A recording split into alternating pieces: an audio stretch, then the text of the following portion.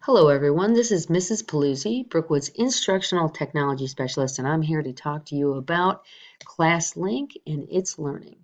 If you're at home and you need to access Classlink or Its Learning, the easiest way is to go to Brookwood's website, and up on the top of every page on the right side, there's three different icons, and in the middle, My FCS, and in brackets, Its Learning. That will bring you to Classlink.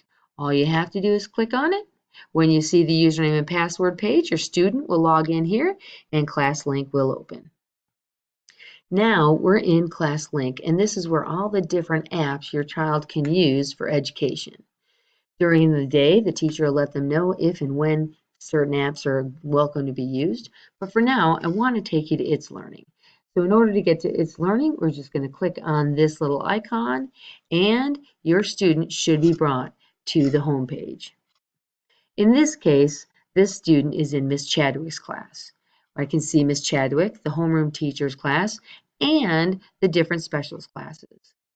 Now, sometimes your student will have more than one homeroom class if they are in 4th and 5th grade, and it wouldn't be considered homeroom. It's probably going to be ELA and social studies, but it'll be all up to the teacher. So you'll want to double check with your teacher in how many different courses you should have. But in this case, this is a first grade class, and in order to go to the class, I love this new landing page.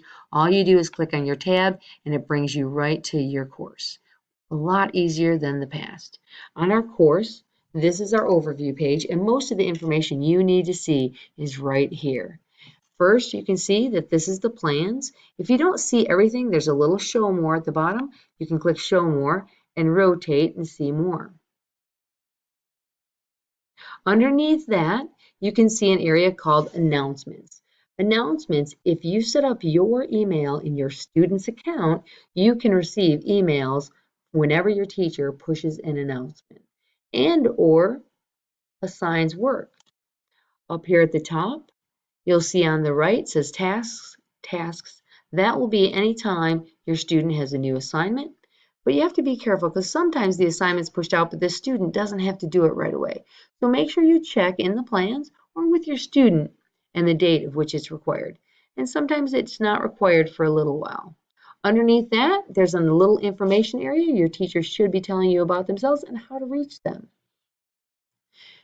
Now that you've got the understanding of the overview page, we can go over to your student's name. In the top right corner, you should see your student's name when you are logged in as your student.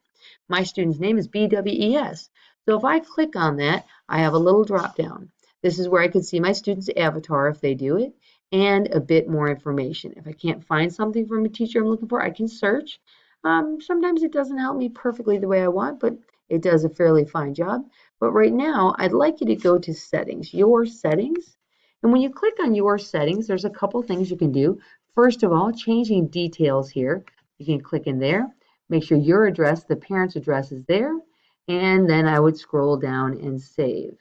If your student really wanted to add an avatar, you're welcome to add one there. I do recommend making these more cartoony than real pictures of your child. And then we hit save. The next place you'll want to do to make sure that your page is all set up so you can receive emails, that just adds an email. Go again back to your student's name in the top right, click on your settings, and go down to alerts. Right here, if I click on alerts, I can see that my email is active and activated, and I've added mine in there. If I want to change my email for some reason, I can hit deactivate, and then I'm allowed to change it.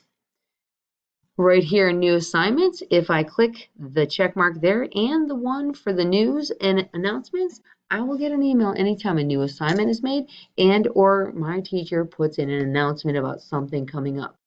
Just one more way to communicate.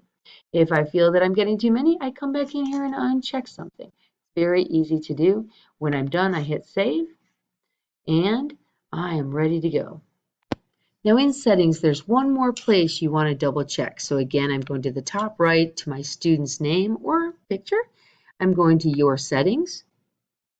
And I'm going to double check here for email notifications. Right now, mine actually says do not send any. So not only have I asked for it, but I'm going to ask for it to be sent daily. And I'm going to get a daily notification if there's any updates. And I'm going to hit send. So just to make sure you're all set, you can check those locations. You can go back home to get to the courses, pick on your teacher's course, and you now can see exactly what your son or daughter sees. I recommend you do this. Have your kids log in for you. It's a good chance for them to practice their username and password, and you can see what they see. Hope you've learned something new and have a great day.